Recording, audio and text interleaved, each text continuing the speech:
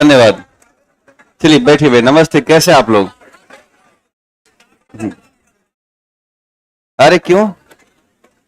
अच्छा, होना चाहिए। आइए शुरुआत करते हैं। हाँ, तो जो लोग ऑनलाइन देख रहे हैं, ढेर सारा नमस्कार। है ना? रोशन भाई नमस्कार आपको भी। हाँ, गुड मॉर्निंग सभी को। सर जी आप कहाँ चले गए? भाई यही तो हूँ मैं। Good morning. हाँ, क्या? अच्छा। थैंक यू भैया।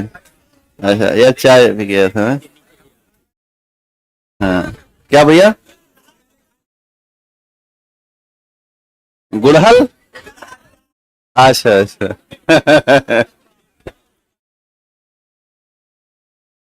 अच्छा।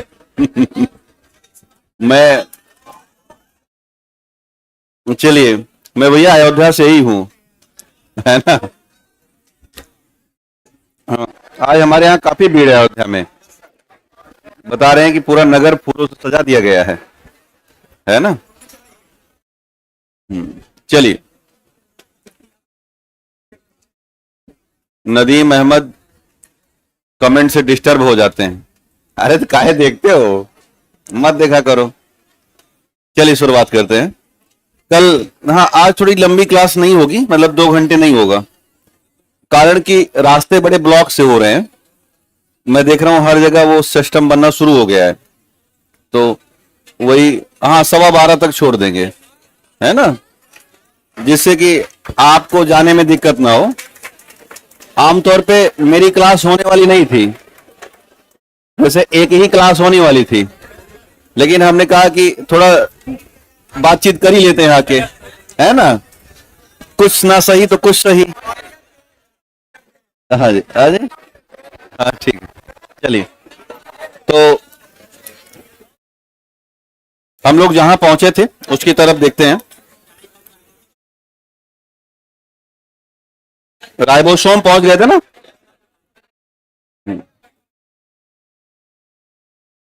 ये हो गया था। मैं ये कह रहा था कि कल जो क्रोमोप्लास्ट है, क्या उस क्रोमोप्लास्ट में कुछ जगह है लिखने की? मेरे दिमाग से कुछ बातें विस्मृत हो गई थी कल, वो मैं लिखाना चाह रहा था। क्रोमोप्लास्ट टॉपिक था ना, क्रोमोप्लास्ट। देखना एक बार, तो थोड़ा एडजस्ट करिए। हाँ जी। हाँ नहीं, अब नहीं पियेंगे, लेते जाओ लेते जाओ। लड्डू खा लिए महाराज, ले जाओ लड्डू। चाय सब पियेंगे, शुगर हो जाएगा रास्ते भर में। है ना? जैसे उस दिन उसको हो गया था। हाँ? हाइपर सेचुरेशन करना चाह रहे हैं ये लोग। है ना? चलिए, तो क्रोमो क्या भैया? ना ही, ऐसा कुछ है नहीं। हमें जो मिलता सब खा डालते हैं। बस खाली मैं सुबह एक काम करता हूँ कि गांधी मैदान के 4 चक्कर मार लेता हूँ। हाँ, लोग मिलते हैं। हाँ? 6 बजे आता हूँ मैं, 6 बजे। 6 से 7:30। है ना? लो, आप में से बहुत से लोग मिल जाते हैं। हाँ, भैया जब चक्कर मारते हैं सारे गेट चक्कर मारेंगे ना। चलिए, 7 नंबर से। हाँ, चलिए। हाँ, तो हाँ, आइए लौट आइए, ध्यान दो। अरे शांत हो जाओ महाराज लोग। पढ़ो। लिखिएगा क्रोमोप्लास्ट था कहीं, तो उसमें कुछ जगह बची है। एडजस्ट हो सकता है, 2-3 बातें समझानी है। तो हाँ, हल्का फुल्का एडजस्ट करिएगा।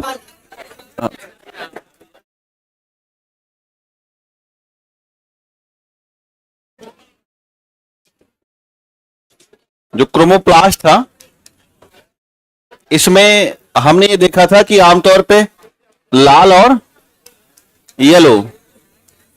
तो अच्छा, ऑरेंज मतलब लाल भी हो सकता है। तो थोड़ा सा एक चीज ये पूछते हैं बार बार। कल मैं जल्दबाजी में, हमें आप लोग बोले कि आगे बढ़ो, तो मैं कर नहीं पाया उसे। तो हाँ, आवाज आ रही है। ये तो माइक नया है ना? हाँ, उधर हवा चल जाती है, ठीक है। तो कुछ केमिकल होते हैं जो अलग अलग कलर देते हैं, और वो केमिकल वास्तव में क्रोमोप्लास्टी होते हैं। तो उनके नाम लिखने हैं, 3 खाली बस, स्पेशली जो एग्जाम में पूछता है। जैसे एक होता है ज़ैंथोफिल, आपने नाम सुना होगा ना? हाँ, लिखिएगा ज़ैंथोफिल, लिखिएगा नंबर 1 ज़ैंथोफिल, लिखिएगा नंबर 1 ज़ैंथोफिल। हाँ, 1 2 3 करके लिख देना ऐसे। मतलब फिर से ध्यान देना, एक टॉपिक है अपने पास, क्रोमोप्लास्ट टॉपिक मिला जो कल यानी परसों हुआ था शायद ये, तो उसी क्रोमोप्लास्ट टॉपिक में 3 बातें और जोड़ देनी है, वो छूट गया है।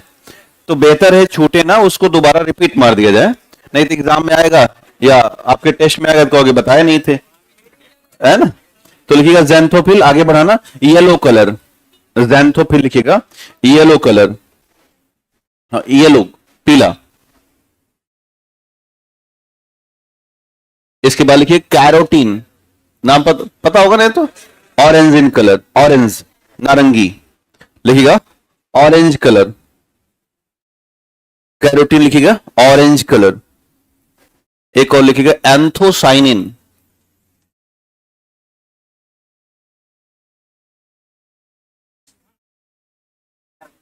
क्या वो? अच्छा, बैठने में दिक्कत आ रहा है, मैनेज कर लो थोड़ा। हाँ, लिखिएगा एंथोसाइनिन, एक ही घंटा तो बैठना आज। हाँ, लिखिएगा purple and blue colour, anthocyanin लिखिएगा purple and blue colour, purple and blue colour. एक और लिखिएगा लाइकोपिन,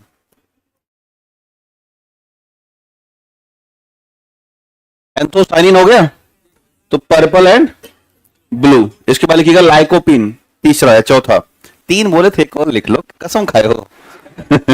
लिखिएगा लाइकोपिन, लिखिएगा रेड कलर, लाइकोपिन लिखिएगा रेड कलर, हाँ लाइकोपिन। इसके बाद एक और लिखिएगा,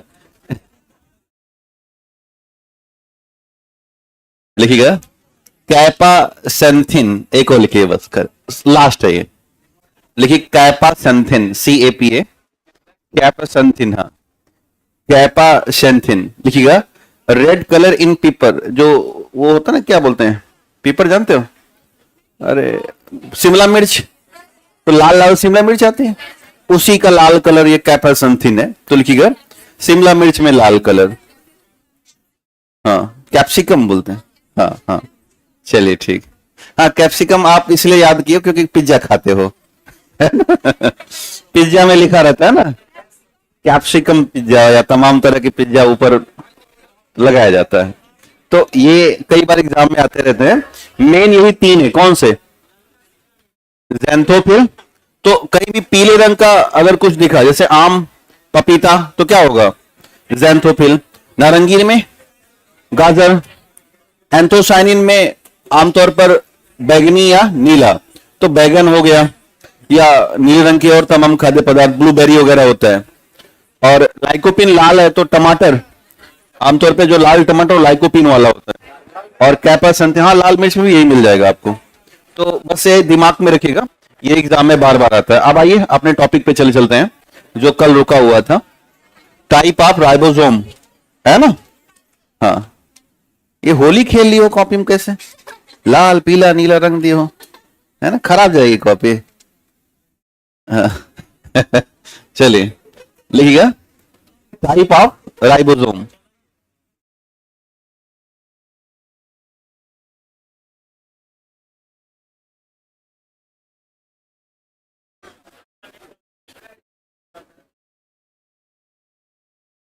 तो 2 तरह के राइबोसोम होते हैं, एक होता है 70S प्रकार, ऐसे बांट लीजिए कॉपी में।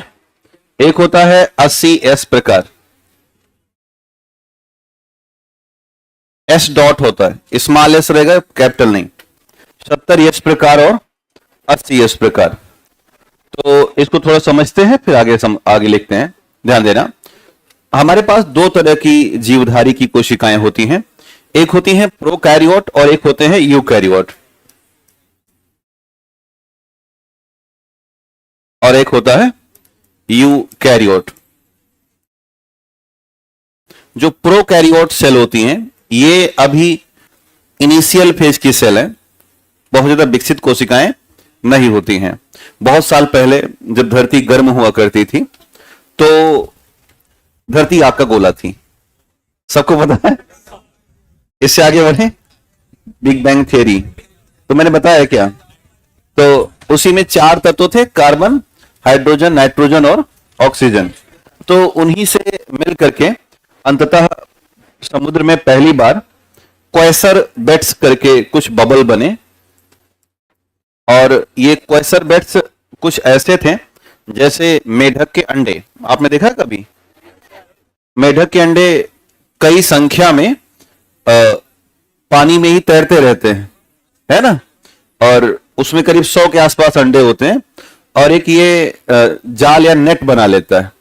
तो सी में ऐसे कुछ मेढक के अंडे से क्वेसर बेड्स बने जो कि प्राइमरी सेल थी इस पूरी धरती पर, और इसी प्राइमरी सेल के आधार पर पहली बार प्रोकैरियोट बनना शुरू हुए। और ये जो प्रोकैरियोट है खाली नाम की सेल है, जीवन है इनमें, यानी कि सेल मेम्ब्रेन है, इनके अंदर साइटोप्लाज्म है, लेकिन इनके अंदर सारे कोशिकांग नहीं है, यानी माइटोकॉन्ड्रिया गायब है या पूरा का पूरा लगभग कोशिकांग गायब है।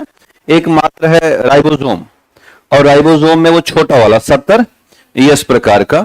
तो जो प्रोकैरियोट होते हैं उनमें 70 यस प्रकार के राइबोसोम होते हैं, लेकिन जो यूकैरियोट हैं वो हम लोग हैं। समय के साथ शिकार और शिकारी की भावना जगी, कुछ जीवधारी सड़क के समुद्र से आगे स्थल पर, और उनको मारने के लिए कुछ और आगे बढ़े।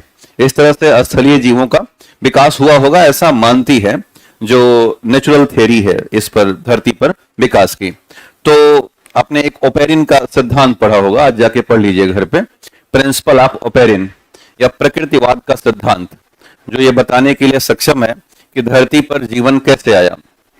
बायोलॉजी में पढ़ा जाता है लेकिन अपने सिलेबस से बाहर की चीज है, तो हम लोग उस पर काम नहीं करते। आवाज तो ऐसी चीज है ना, अच्छा इतिहास में नहीं गड़बड़ होता, सही था। रुको, करते हैं, प्रबंध करते हैं, है ना, घबराइए नहीं। हाँ हाँ, ये एंटीना बार बार टच करता है ना इसका।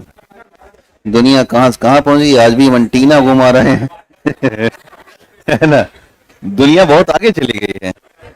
लेकिन अब वो मैं आकाशवाणी में काम करता हूं, हमारे यहाँ जो माइक हैं बहुत महंगे हैं, कम से कम 7-7, 8-8 लाख के माइक होते हैं।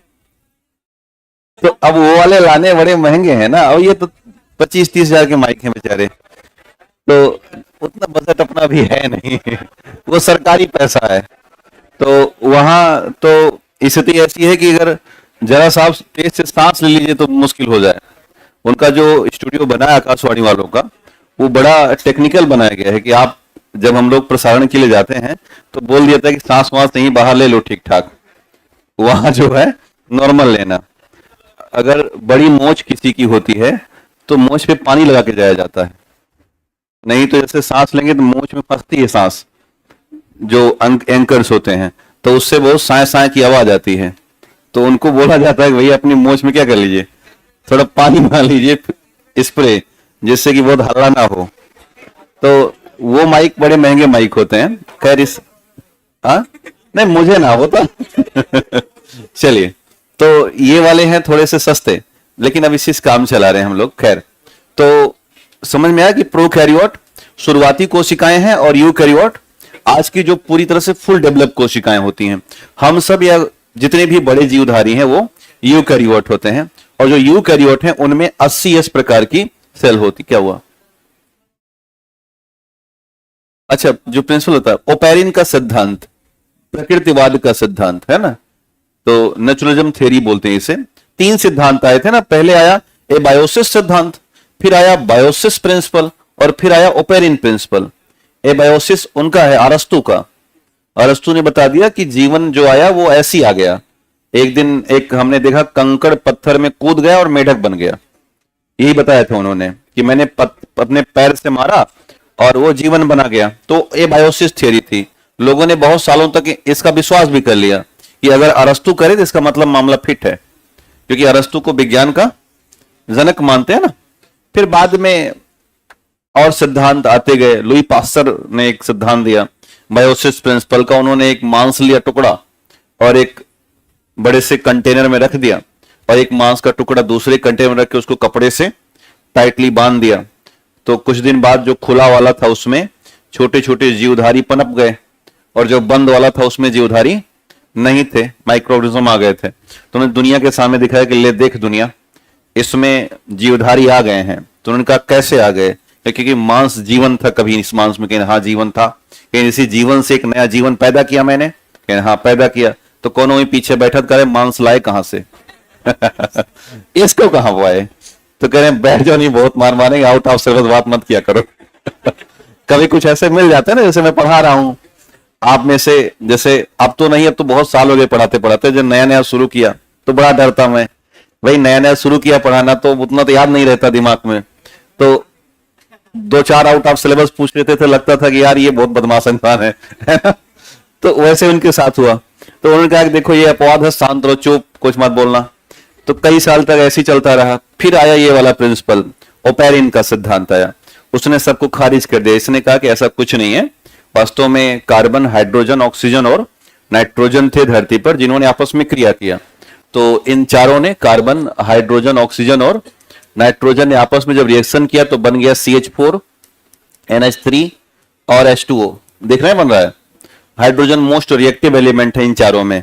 तो हाइड्रोजन ने C से रिएक्शन कर दिया, CH4 बना लिया, O से रिएक्शन कर लिया, H2O बना लिया, और N से रिएक्शन कर लिया, अमोनिया बना लिया। तो अमोनिया हो गया, मीथेन हो गया, और पानी बन गया। पानी बन के उड़ गया ऊपर, क्योंकि यहाँ पे बहुत गर्मी थी, ऊपर उड़ा तो बादल बनने शुरू हो गए, और वही बादल कई सालों तक, हाँ, बादल बरसे पानी होना शुरू हो गया, है ना? तो जब बादल बरसे पानी हुआ तो जो धरती नीचे थी वहां पे इकट्ठा हो गया, और जो ऊपर था वहां पे इकट्ठा नहीं हुआ। तो धीरे धीरे कहानी ऐसे बदलती चली गई।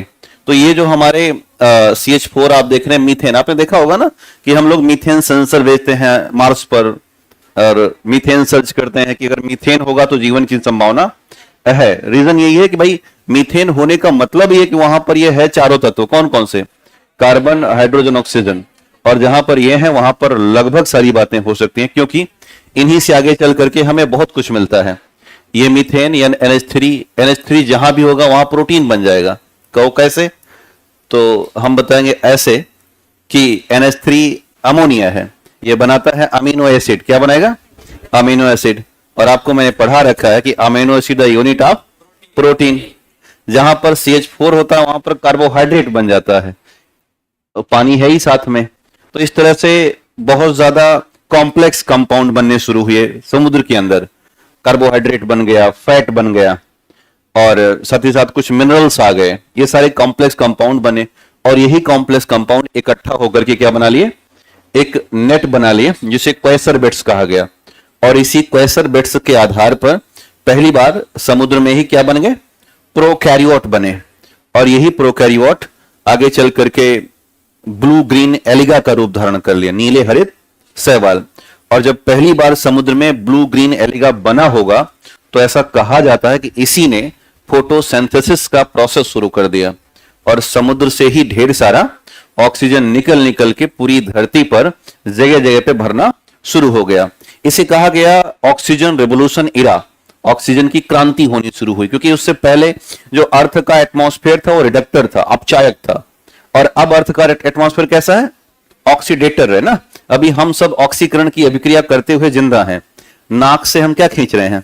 ऑक्सीजन। किसी से किसी का कोई बैर नहीं है, हर कोई अपने हिस्से की ऑक्सीजन खींचे जा रहा है, और कोई याद नहीं कर रहा कि ऐसा कुछ हो रहा है क्या, लेकिन हर कोई ऑक्सीजन खींच रहा है और ऑक्सीकरण की अभिक्रिया संपन्न कर रहा है। तो ऐसा पूछा जाता है कि धरती का जो आदि वायुमंडल था, यानी कि बहुत साल पहले का जो एटमॉस्फेयर था, वो कैसा था? तो बार बार उत्तर आता है कि रिडक्टर था। कैसा था? अब शायद, क्योंकि ऑक्सीजन था ही नहीं। हाँ, ऑक्सीजन एलिमेंट था, ऑक्सीजन गैस नहीं थी। O2 नहीं था ना, O तो था ही हमारे पास। और जब O2 बना तो फिर यहां पर संभावना हुई कि भाई अब जन्म लेना लोग शुरू करें। तो वहां से ब्रह्मा जी ने एक शक्ति फेंक दी कि छोटा छोटा जानवर भेज दिया। ये मैं अरस्तु होके बता रहा हूं, ऐसा कोई हुआ नहीं था। वास्तव में इसी समुद्र में फिर छोटे छोटे जीव उत्पन्न हुए होंगे, ऐसा मानती है थियरी। और उसी में से ऐसा थियरी कहती है कि कुछ जीव थोड़ा सा माइग्रेट किए होंगे कि लाओ बाहर देख के आते हैं हो क्या रहा है, और माइग्रेट करके थोड़ा वेट एरिया में, नमी वाले स्थान में आए होंगे और उनको देख देख के उनके लड़के बच्चे बाहर निकले होंगे कि हमारे दादा गए थे बाहर घूमने, लौट के आए नहीं, मर गए हैं लगता है, लाओ हम जांच कर लेते हैं। तो उसी में एक कॉन्सेप्ट है शिकार और शिकारी की भावना, कि शिकार जब भागेगा तो शिकारी भी भागेगा, यही सच्चाई है। जानते हो कि नहीं? जब शिकार आगे भागता है तभी शिकारी पीछे जाता है। तो आगे कौन है, शिकार की शिकारी? शिकार आगे चलता है। वो बात अलग है, कई बार शिकार कमजोर पड़ बैठता है और शिकारी मजबूत हो तो शिकार को दबोच लेता है। तो जो शारीरिक गतिविधियां बढ़ी, बॉडी एक्टिविटी बढ़ी, पानी में भी और स्थल में भी, तो नए नए प्रकार के जीवों का विकास हुआ होगा, ऐसा यह सिद्धांत मानता है। वर्तमान समय में ओपेरिन सिद्धांत ही सबसे ज्यादा चर्चित और विश्वसनीय सिद्धांत है विश्व भर में, जो ये कहने के लिए तैयार है कि धरती पर जीवन कैसे आया। तो इसी की बात हम कर रहे थे, और उसके बाद से कोशिका पढ़ी जाती है, जिसका अध्ययन अभी हम लोग कर रहे हैं। तो शुरुआत में प्रोकैरियोट और बाद में यूकैरियोट, जिस पर अभी हम लोग टिके हुए हैं। तो कुछ कॉन्सेप्ट क्लियर हुआ? तो जो राइबोसोम है ये 70S प्रोकैरियोट में होता है और 80S यूकैरियोट में होता है। तो 70 के नीचे लिख दीजिएगा कि प्रोकैरियोटिक सेल में पाया जाता है। 70S के नीचे लिखिएगा कि प्रोकैरियोटिक सेल में पाया जाता है।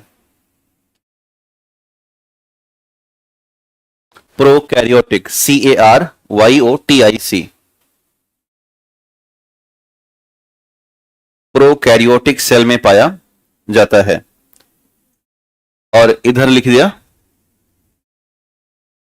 80S में लिखिएगा यूकैरियोटिक, 80S में लिखिएगा यूकैरियोटिक सेल में पाया जाता है। यूकैरियोटिक सेल में पाया जाता है। अब यहां पर जो सवाल आता है उसको ध्यान देना, इतने से एग्जाम में बनेगा नहीं सवाल। सवाल दो ही आता है, एक आता है कि माइटोकॉन्ड्रिया में किस प्रकार का राइबोसोम होता है। तो ध्यान रखिएगा, ऑल माइटोकॉन्ड्रिया, जितनी भी माइटोकॉन्ड्रिया है, चाहे हमारे XYZ किसी में, उसको कौन सा रखेंगे? 70S।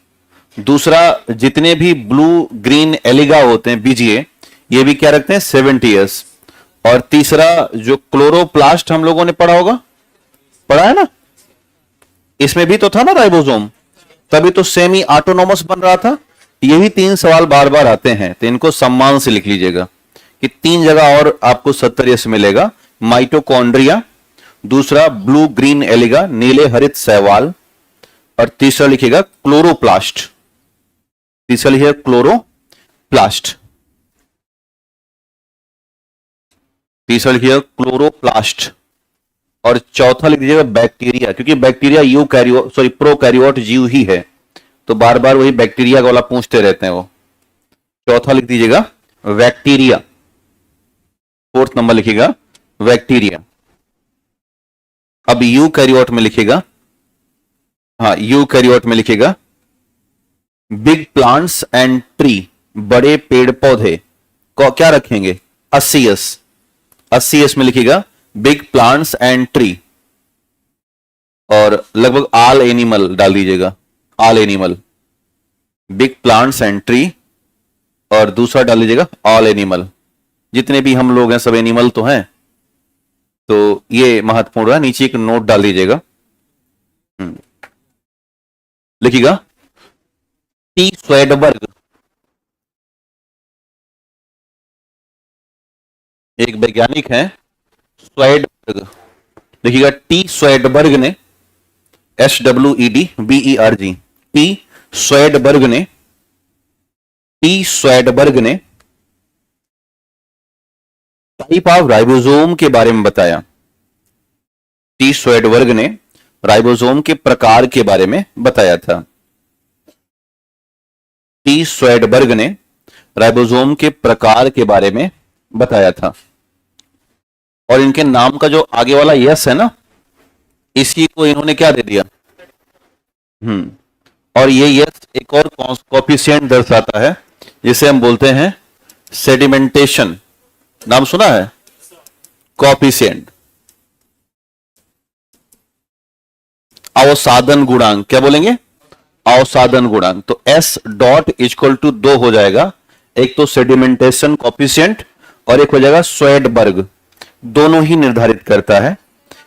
तो वहीं कहीं स्टार बना के लिख लीजिएगा, एस इक्वल टू अवसादन गुणांक, वहीं डॉट बना के लिखिएगा, एस इक्वल टू अवसादन गुणांक sedimentation coefficient and name of Svedberg, sedimentation coefficient अवसादन गुणांक और उसी में star name of Svedberg, name of Svedberg, name of Svedberg. ध्यान देना कि जो 70 यस है इसके भी दो भाग होते हैं, हालांकि वो नीट का मामला हो जाएगा, पर दिमाग में रखिएगा कि कभी भी 70 जब डिवाइड होता है तो इसके जो डिवीजन है वो कभी जोड़ में बराबर नहीं होते। जैसे आमतौर पे 70 यस अगर विभाजित हो तो या तो 35-35 हो या तो 40-30 हो, परंतु ऐसा होता नहीं है। इसके दो विभाजन है, 50 और 30। तो वहीं 70 यस इक्वल टू लिख दीजिएगा 50 यस एंड 30 यस, ऐसे लिखिएगा।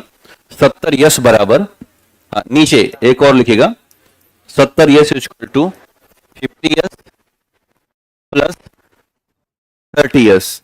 तो हाँ, नहीं हमने क्या बताया कि इनका सम इक्वल नहीं होता, अलग अलग होता है, हमें जोड़ आता है इतना लिखिएगा 70 यस इक्वल टू, देखो कई बार एग्जाम में हो सकता है वो इसी भाव को ध्यान में रख के डाल दें कि 70 यस बराबर, तो लोग कहेंगे 70 यस बराबर 50 प्लस 20, और उत्तर क्या है इसका 50 प्लस 30। कहने पागला कहीं का, 70 20 तो 50 तो होता, वो इतने कॉन्फिडेंट होंगे कि आयोग को कहेंगे गलत उत्तर दे दिया। तो ऐसा नहीं है, लिखिए 80 एस इक्वल टू 60 प्लस 40। अब आप कहोगे ये कैसे, 60 S plus 40 S, 80 S divide होता है 60 और 40 में,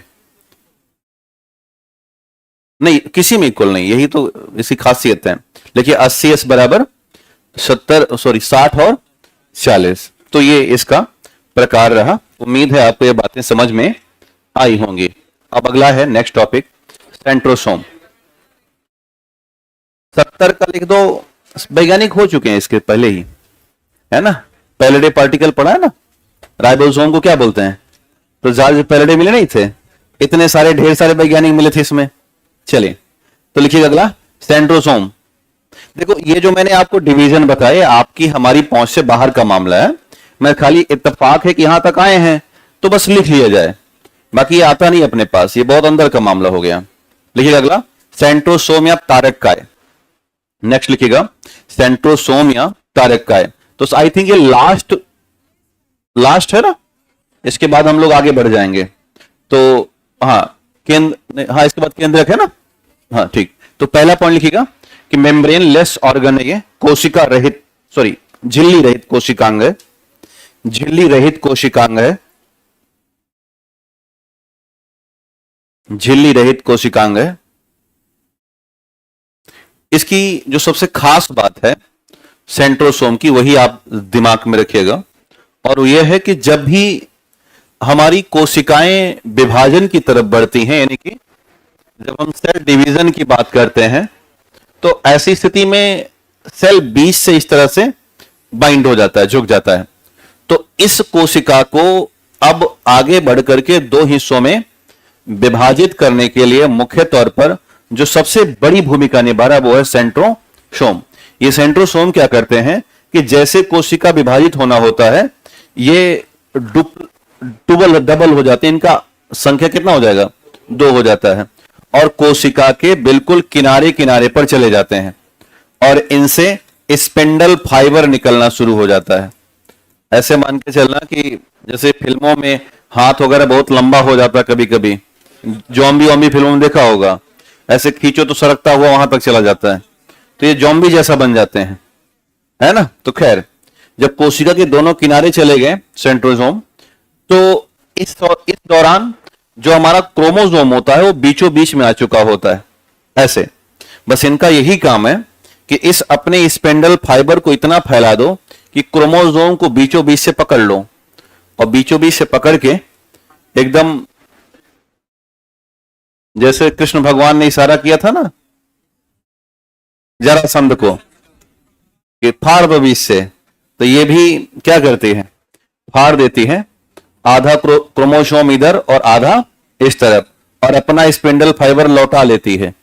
अब एक इधर से स्पिंडल फाइबर लौटा और एक दूसरी तरफ से लौटा, तो ऐसी स्थिति में क्या हो जाएगा, क्रोमोसोम टूट जाएगा और हमारी ही सेल में बन जाता है सिस्टर क्रोमोसोम। क्या बन जाएगा, सिस्टर क्रोमोसोम बन जाएगा। तो इस तरह से एक ही सेल में दो सिस्टर क्रोमोसोम दिखाई देंगे और यही दो सिस्टर क्रोमोसोम आगे चल करके बदल जाते हैं केंद्रक में। किस में बदल जाएंगे, केंद्रक में। अभी आगे चल के हम चर्चा करेंगे इस पर।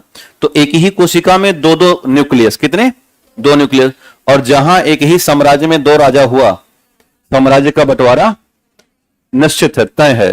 और उसके बाद तो आपने सेल प्लेट तो कल बनाई ही है ना, किसकी मदद से, गोल्जी बॉडी। गोल्जी बॉडी एक तरीके से बंटवारा करने आ जाता है कि आधा राज्य तुम्हें मिलेगा, आधा राज्य अगले वाले को, और ये विभाजन हो गया। तो विभाजन की शुरुआत हो कहां से रही है, सेंट्रोसोम से। तो हम इसे लिख सकते हैं, अगला पॉइंट लिखिएगा, तारक का यह सेंट्रोसोम कोशिका विभाजन में शामिल होता है। लिखिएगा, centrosome involve in the process of the cell division. Centrosome involve in the process of cell division. लिखिए, तारक का यह सेंट्रोसोम कोशिका विभाजन में शामिल होता है, involve in the process of cell division. लिखिए, विभाजन से पहले, हिंदी में लिखिएगा, विभाजन से पहले सेंट्रोसोम दो हो जाते हैं और विभाजन शुरू होने पर, विभाजन से पहले सेंट्रोसोम दो हो जाते हैं और विभाजन शुरू होने पर कहां चले जाएंगे, दोनों किनारों पर। विभाजन शुरू होने पर यह कोशिका के किनारों की तरफ मूव कर जाते हैं। लिखिए, before the division, before the division the centrosome duplicates. Before the division, the centrosome duplicates. Before the division, the centrosome duplicates, and with begin the division, and with begin the division, centrosome move corner side of the cell. Centrosomes move corner side of the cell. हाँ, पहले अंग्रेजी अलग कर लें, लिखिएगा, and beginning the division, centrosome move corner side of the cell and form special spindle fiber, and forms special spindle fiber. ऐसे लिखिएगा, spindle fiber and form special spindle fiber. समझ में आ गया। अब हिंदी में लिखेंगे, लिखिएगा, विभाजन शुरू होने पर, विभाजन शुरू होने पर तारकाय कोशिका के किनारों पर चले जाते हैं और स्पिंडल फाइबर बना लेते हैं। कोशिका के किनारों पर चले जाते हैं और स्पिंडल फाइबर बना लेते हैं। क्या आप ये चित्र बना सकते हैं? अच्छा, बना लिए हैं। जो लोग नहीं बनाए हैं, ठीक नीचे जगह देंगे और इसका नामकरण कर देंगे कि ये दोनों क्या है, सेंट्रोसोम है। इनको भी दिखा देना बड़े सम्मान पूर्वक, ये सेंट्रोसोम है और ये क्या निकला हुआ है, स्पिंडल फाइबर। तो बना लीजिएगा इसे, बट अभी इसकी आवश्यकता नहीं है अपन को। अभी हम जब डिवीजन करेंगे तो और अंदर जाएंगे।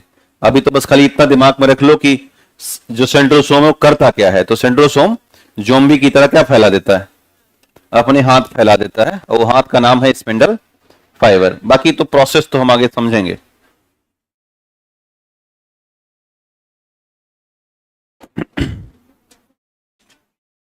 क्या भैया, कौन सा स्पिंडल फाइबर? ये है सिस्टर क्रोमोसोम, ये सेंट्रोसोम। तो समझ क्या रहे थे अभी तक? जब इसी को देख के लिखना है, आपको जो लिखाया गया उसी चित्र है, ये आपकी कॉपी में जो लिखा गया है उसी का तो फिगर बनाया हूं। भाई यही तो लिखा गया है कि जब विभाजन होना शुरू होता है तो दोनों केंद्र कहां चले जाते हैं, सेंट्रोसोम, किनारे किनारे। तो अब आपको पता होना चाहिए ये दोनों क्या है, सेंट्रोसोम है। फिर आगे क्या निकालते हैं, ये स्पिंडल फाइबर। तो ये जो निकल रहा है इनका रस्सी रस्सी क्या है, स्पिंडल फाइबर। बस इतनी सी कहानी है। अगर आप और विस्तार से लिखें चाहें तो इसका नाम क्या दे सकते हैं, ये क्रोमोसोम है ना, गुणसूत्र। तो अगर चाहें तो इसका नाम एक बार लिख दीजिएगा। ये बीच में जो भाई साहब दिख रहे हैं ये क्या है, गुणसूत्र या क्रोमोसोम है। तो थोड़ा सा और क्लियरिटी आ जाएगी। बाकी क्लियरिटी आगे हम विभाजन में और देखेंगे। अभी हम आपसे इतनी उम्मीद कर रहे हैं कि आपसे अगर पूछा जाए कि सेंट्रोसोम करता क्या है तो आप ये बताने की क्षमता विकसित कर चुके हैं कि पार्टिसिपेट कहां लेता है, सेल डिवीजन में। ये बता सकते हैं ना, ठीक है। एक और बार बार इससे जुड़ा हुआ कॉन्सेप्ट आता है कि इसके स्ट्रक्चर कैसे होते हैं। तो जरा अगर देखें कि स्ट्रक्चर, हाँ तो यहां पे ये देखो, तो ये किनारे आया हुआ है ना, वही जो चित्र हम लोगों ने बनाया। ये दोनों क्या है, सेंट्रोसोम हो गए। और ये बीच वाला क्या है, ये क्रोमोसोम है, यानी गुणसूत्र है। और ये क्या फैला रहा है, स्पिंडल फाइबर। तो इनका जो स्ट्रक्चर है वो बार बार आता है। शायद इनका है नहीं, यहाँ पे है। ये एग्जैक्ट लोकेशन है, किसी भी माइक्रोस्कोपिक चित्र से खींचा गया। ये 9+0 स्ट्रक्चर होता है। एक बार पूछ लेगा एग्जाम में कि 9+0 स्ट्रक्चर किस कोशिकांग का होता है, तो जवाब था सेंट्रोसोम का। 1 2 3 4 5 6 7 8 9 और बीच में क्या है, खाली है। तो 9+0 स्ट्रक्चर इसका सेंट्रोसोम का होता है। तो इसे नोट करके लिख लीजिएगा कि सेंट्रोसोम में 9+0 स्ट्रक्चर पाए जाते हैं। देखिए, there is a 9+0 structure in centrosome. Centrosome में 9+0 स्ट्रक्चर पाए जाते हैं। याद रहेगा ना ये। देखिए, जिसमें 9 ट्यूबलाइन प्रोटीन होते हैं। 9 ट्यूबलाइन प्रोटीन होते हैं, जिसमें 9 ट्यूबलाइन प्रोटीन होते हैं, जिसमें 9 ट्यूबलाइन प्रोटीन होते हैं।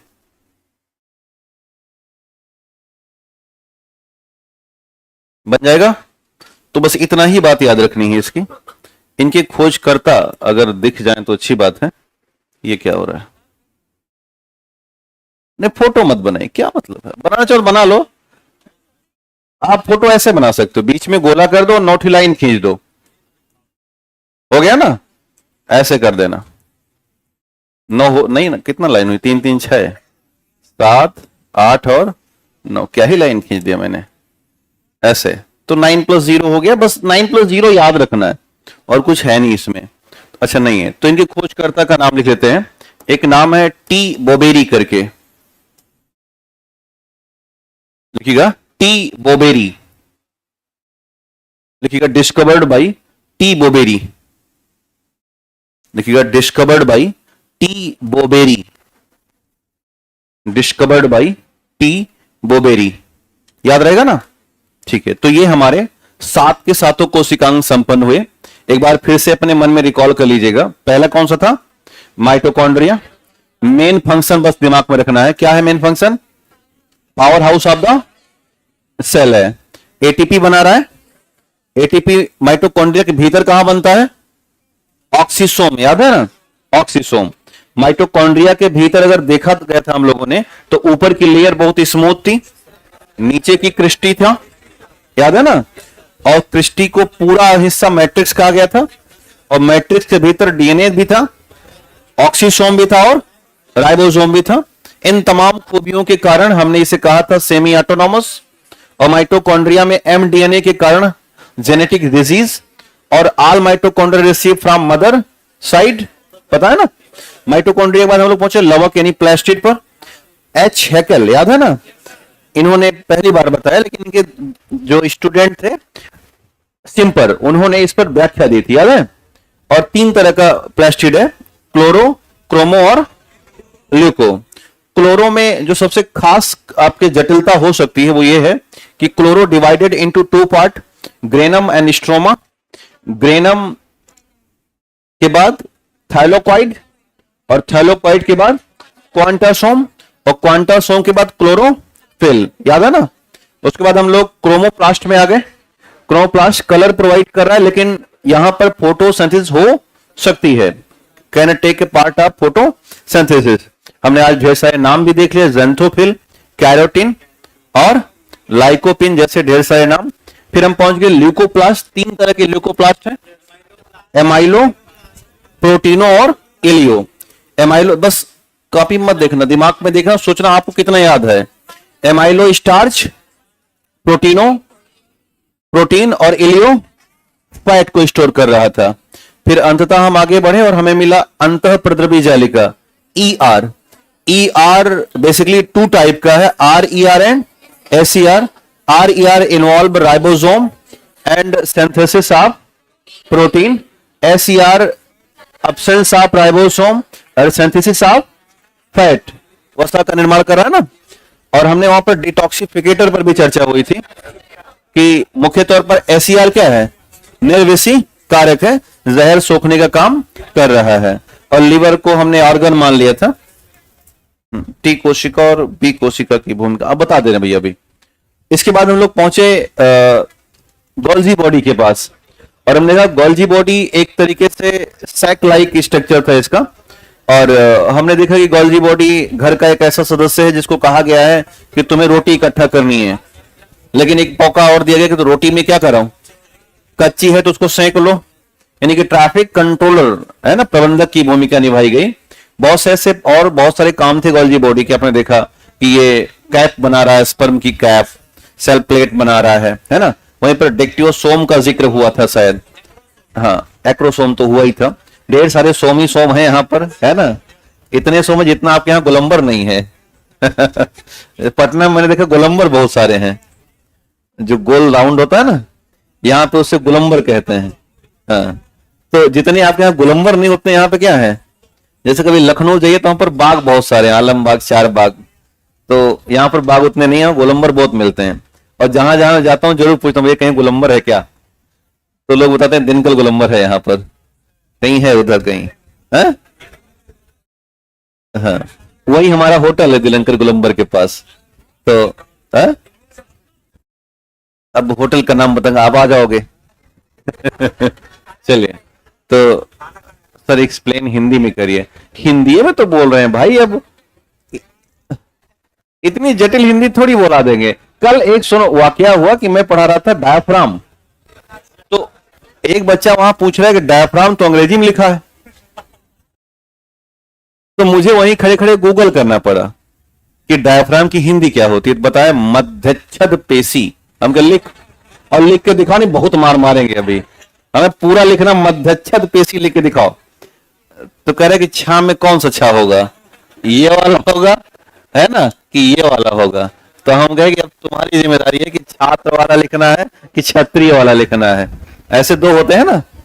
तो इतनी भी कठिन अंग्रेजी हिंदी का व्यवस्था मत करो, काम चला लिया करो, है ना। ऑलरेडी ये बाइलिंगुअल है, प्योर इंग्लिश थोड़ी है। हम दोनों भाषा ही और समझाते तो हिंदी में है सारा सारा। हाँ नहीं, एग्जाम में लेकिन ध्यान देना भैया, जो जिस भाषा का है वो उसी भाषा में लिखिएगा, खिचड़ी बना के मत आ जाना। ये हाँ, ये तो पीटी का है। जब मेंस आएगा तो हमारे पास 2 ही तरीके हैं कि हम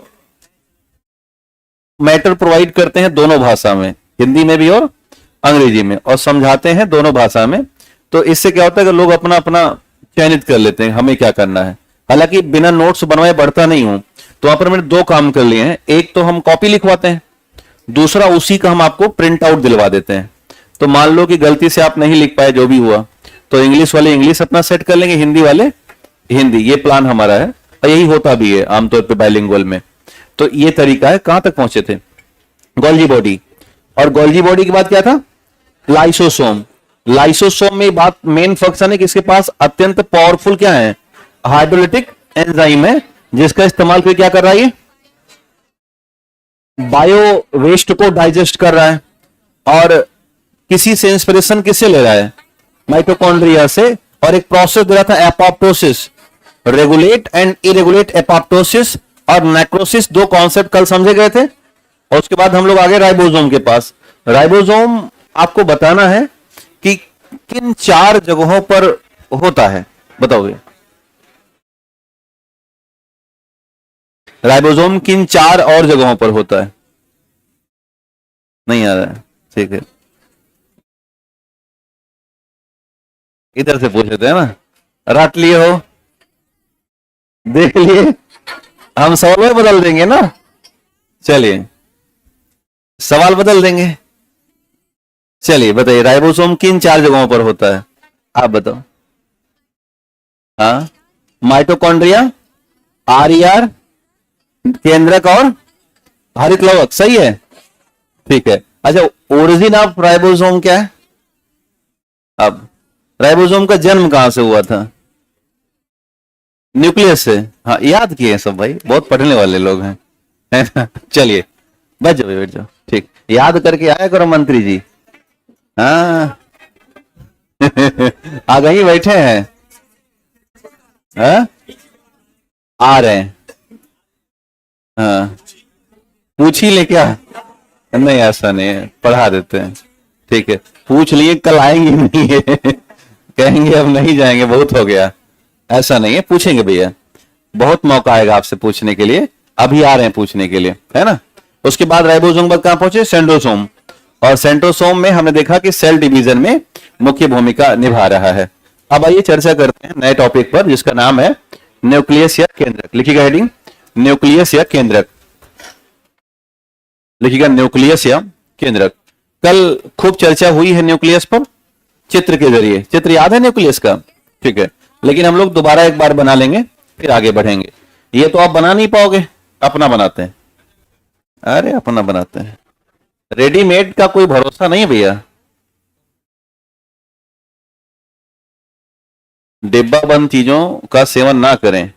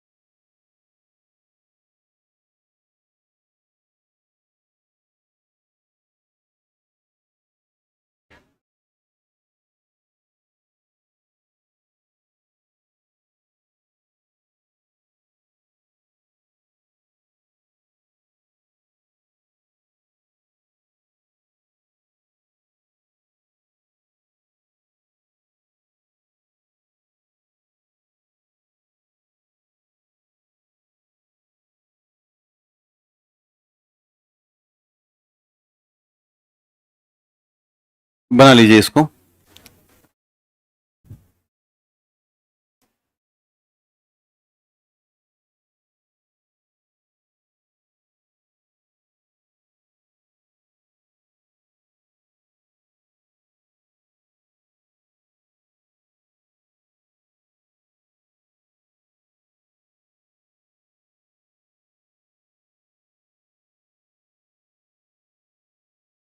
केंद्रक द्रव्य न्यूक्लियोप्लाज्म, न्यूक्लियोल्स केंद्रिका, बीच में दिखेगा न्यूक्लियोल्स, और एक है क्रोमैटिन थ्रेड या क्रोमैटिन मटेरियल।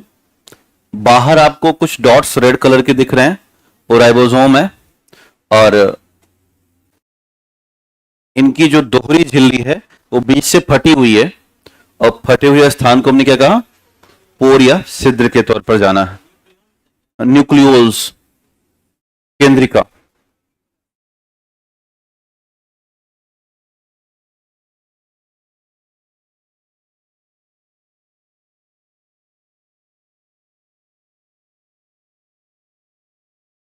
न्यूक्लियो लिखो और LUS लगा दो।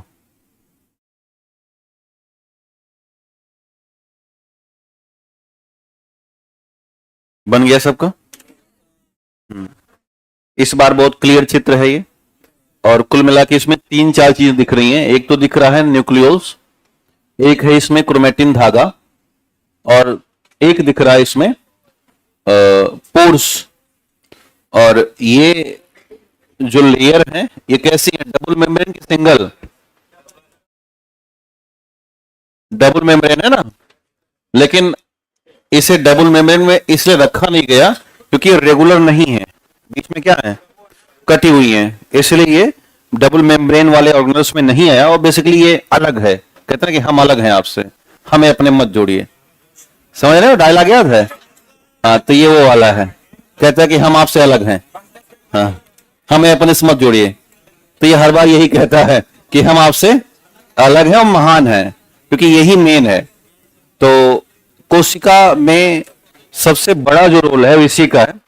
ये लगभग कोशिका के जितने भी कार्य हो रहे हैं उन पर कंट्रोल करने का पूरा जो जिम्मा है इसी के पास है, केंद्र के पास।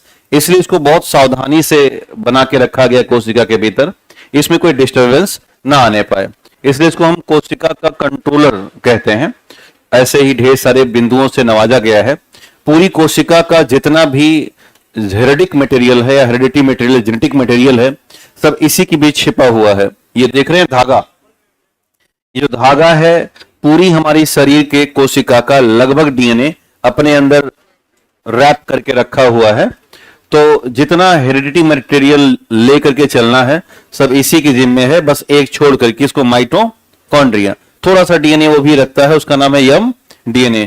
बाकी समस्त DNA कहां प्राप्त होंगे, इसी केंद्र के बीच प्राप्त होंगे। तो सारा खजाना कोशिका का कहां है, न्यूक्लियस में है, इसलिए बहुत मेन है। इसलिए कहता कि हम आपसे क्या है, अलग है, हमें अपने मत जोड़िए। जैसे माइटोकॉन्ड्रियस कहता है हम आपसे अलग है, थोड़ा बहुत है लेकिन बहुत अलग है। तो ये बात ध्यान रखी जाती है। पहला बिंदु लिखिएगा, लिखिए, हाँ पहला बिंदु, पहले इंट्रोडक्शन कर लेते हैं। लिखिएगा, केंद्रक, केंद्रक कोशिका का अत्यंत महत्वपूर्ण भाग है।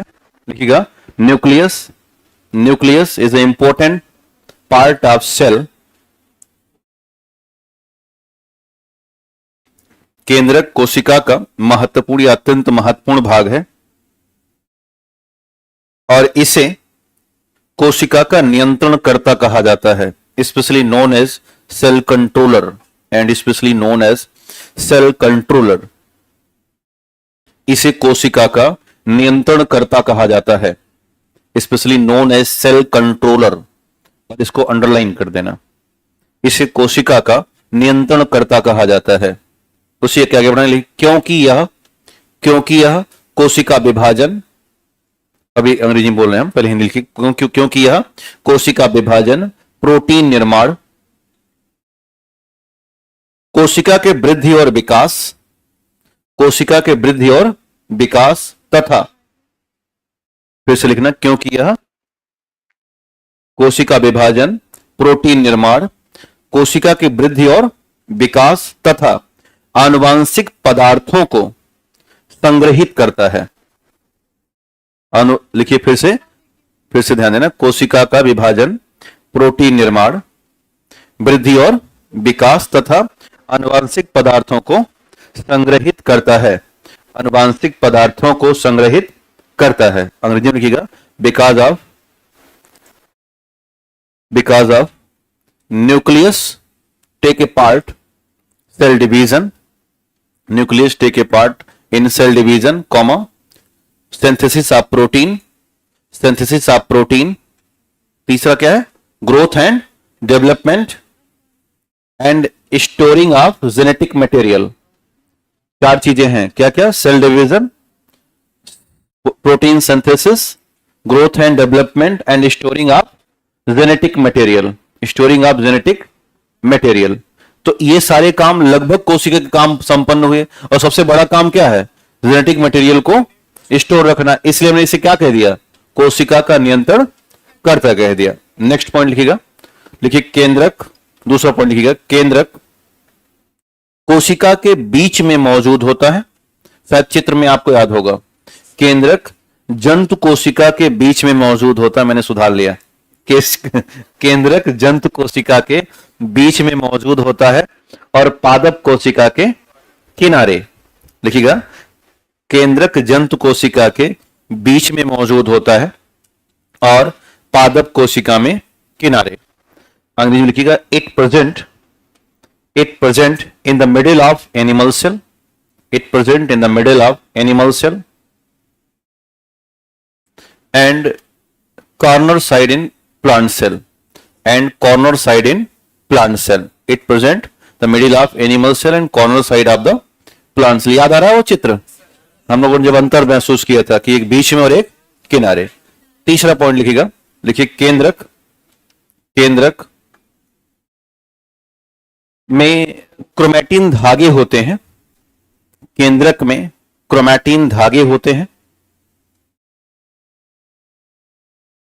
केंद्रक में क्रोमैटिन धागे होते हैं जहां आनुवंशिक पदार्थ संग्रहित होता है। लिखिए, chromatin thread found in nucleus. Chromatin thread या chromatin material found in nucleus which store the genetic material. केंद्रक में क्रोमैटिन धागा होता है जहां आनुवंशिक पदार्थ संग्रहित होते हैं। लिखिएगा, chromatin material found in nucleus which store genetic material। चौथा पॉइंट लिखिएगा, लिखिए सामान्यतः केंद्रक गोल आकार में। सामान्यतः केंद्रक गोल कैसा दिख रहा है? गोल आकार में, गाढ़े रंग में, डार्क इन कलर, गोल आकार में कॉमा गाढ़े रंग में तथा गाढ़ा द्रव युक्त होता है। गाढ़े रंग में तथा गाढ़ा द्रव युक्त होता है। अंग्रेजी बोल रहे हैं तो क्या क्या हुआ? राउंड शेप दिखा, इसका गोलाकार है और इसका कलर आपको बहुत गाढ़ा मिलेगा, डार्क रंग होगा। तो लिखिएगा, इन generally nucleus is round in shape. Nucleus is round in shape, comma, dark in color, round in shape, dark in color, and full of thick liquid. Name is nucleoplasm. ये जो thick liquid है किसका नाम है? इसका nucleoplasm। देखिए, full of thick liquid, name is nucleoplasm। Hindi वाले भी लिख लेंगे उसको कि गाढ़े द्रव क्या कहा जाएगा? कोशिका द्रव्य कहा जाता है। गाढ़े द्रव को कोशिका द्रव्य कहा जाता है। नीचे नोट नंबर 1 डाल दीजिएगा, लिखिए, स्तनधारियों के आरबीसी में क्या नहीं होता? केंद्रक नहीं होता ना, पता है? नोट में डाल दीजिएगा, स्तनधारियों के आरबीसी में केंद्रक नहीं पाया जाता। नोट में नंबर 1 डालिएगा, स्तनधारियों के आरबीसी में केंद्रक नहीं पाया जाता। लिखिएगा, nucleus is absent in mammalian RBC. Nucleus is absent in mammalian RBC. Nucleus is absent in mammalian RBC. तो हमारे आरबीसी में क्या नहीं है? केंद्रक नहीं है। लेकिन एक बहुत ही हिंदी में लिखिए, स्तनधारियों के आरबीसी में केंद्रक नहीं होता। आरबीसी हमारा सेल है ना, हमारे रेड 3 सेल हैं, आरबीसी, डब्ल्यूबीसी और प्लेटलेट्स। और जब सेल है तो कॉमन सी बात है कि क्या होना चाहिए? न्यूक्लियस होना चाहिए। लेकिन एक आपके पास अपवाद है, वो क्या है? आरबीसी। जब बच्चा तत्काल इस धरती पर आया होता है तो बहुत सोता है। एक 2 महीने का बच्चा देखा होगा, उसको कई बार काट के जगाना पड़ता है, चुटकी काट के, तो वो दूध पीता नहीं तो सोया ही रहता है ऐसे।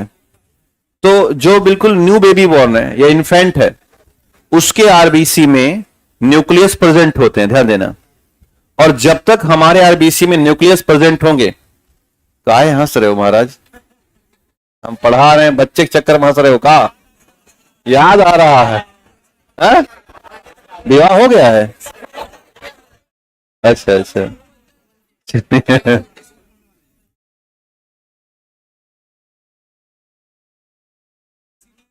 हाँ भैया नमस्ते, है ना? दो बच्चे हैं? अच्छा चलिए, हाँ ठीक है, सीनियर जूनियर क्या होता है, हम इससे कोई मतलब नहीं। मैं जयपुर में पढ़ाने गया 2017 में, वहां की लड़कियों ने हमें पढ़ने से मना कर दिया। रीजन बताया कि ये बहुत दुबले हैं। हमने कहा शादी करनी है। दुबले पतले उसके हाथ, पढ़ा तो सही रहा हूं ना, करीब मास्टर लग ही नहीं रहे, तो मतलब ऐसे सीख टाइप का था मैं, ऐसे थोड़ा, है ना? हाँ, तार बिजली देखा, तार बिजली जैसे थे। तो हमने कहा इतना भी दुबला नहीं हूं। तो मैंने एक डाइटिशियन से संपर्क किया कि हमें ऐसा खाना बताओ जिससे मैं अचानक गुब्बारा बन जाऊं। तो उसने कहा कि मास्टर बनने के लिए 3 गुण, थोड़ा पेट बड़ा करिए, तो हमने हल्का बड़ा कर लिया। कहीं तीसरा सदरी पहना करो, ये अब आप क्या मंडी कहते हैं, कहीं ये मास्टर पहनता है। जैसे अब ऐसा थोड़ी, हम भी भैया बाहर जाते हैं, शानदार शानदार टी शर्ट पहनते हैं एकदम, है ना? हाँ अल्ट्रा लेवल का। यहाँ आने के बाद ऐसा रूप धारण कर लेता हूं, ऐसे तो बहुत सीधा इंसान होगा ये भाई यार। है ना? क्या स्विमिंग पूल? हाँ, तो हमारी व्यक्तिगत जिंदगी है ना वो। तो खैर मुद्दे की बात पे आते हैं। तीसरा बताया कि किसी से झगड़ा मत करना, खासकर इस, जैसे बहुत टीचर हैं गुस्सा जाते हैं, एक आध लड़के को बाहर निकाल देंगे, इससे वैमनस्यता फैलती है ना, गलत तरीका। भैया हम आपको 100 रुपया देंगे, जाओ नाश्ता कर लो, अगर दिक्कत करोगे तो। बिल्कुल, मतलब आप करना मत देंगे नहीं। मेरा ऐसा मानना है कि आप देखो, यहां पे जितने लोग आए हैं कोई बच्चा तो है ही नहीं,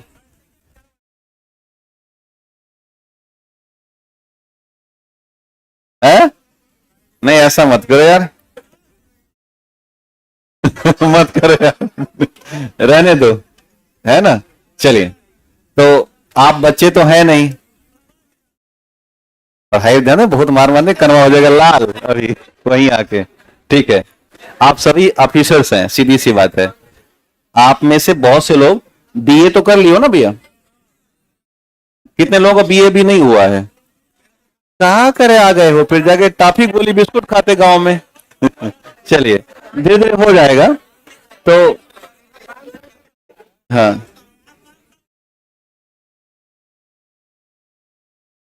अच्छा, गुड आफ्टरनून। ये भैया किसने भेजा है इसे?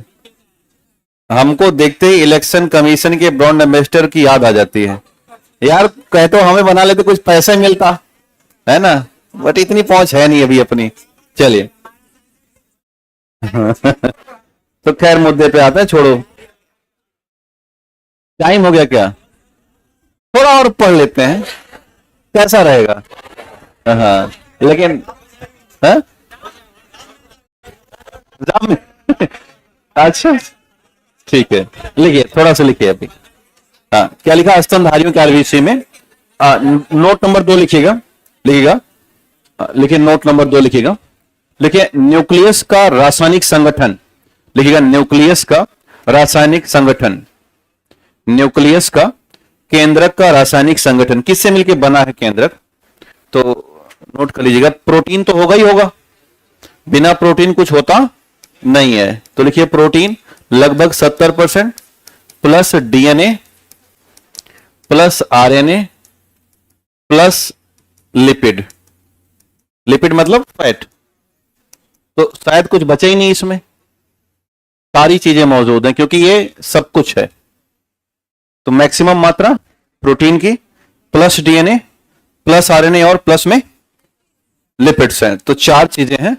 अब अगर हम पूरे न्यूक्लियस को देखें आसानी से, तो हमें 3 बातें समझने को मिल रही हैं। एक तो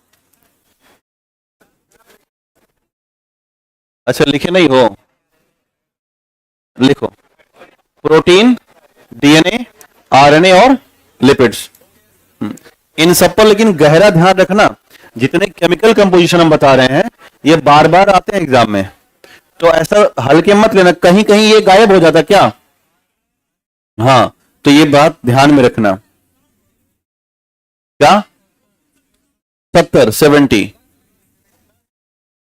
नहीं, 10 नहीं, 70 है भाई, सबसे आगे वाला ज्यादा ही रहेगा। अब ध्यान देना, केंद्रक को अगर देखा जाए तो 3 बातें हमें यहां पर समझ में आती हैं जो मेन स्तर पर केंद्रक बना है। एक तो बना है मेम्ब्रेन से,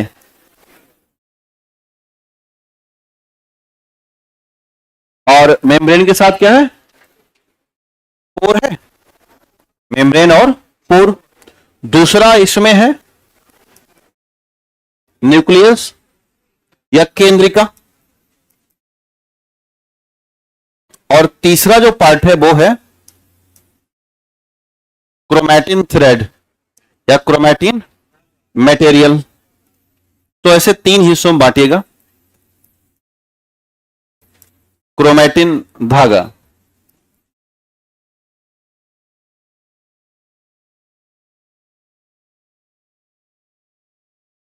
तीन हिस्सों में विभाजित कीजिएगा।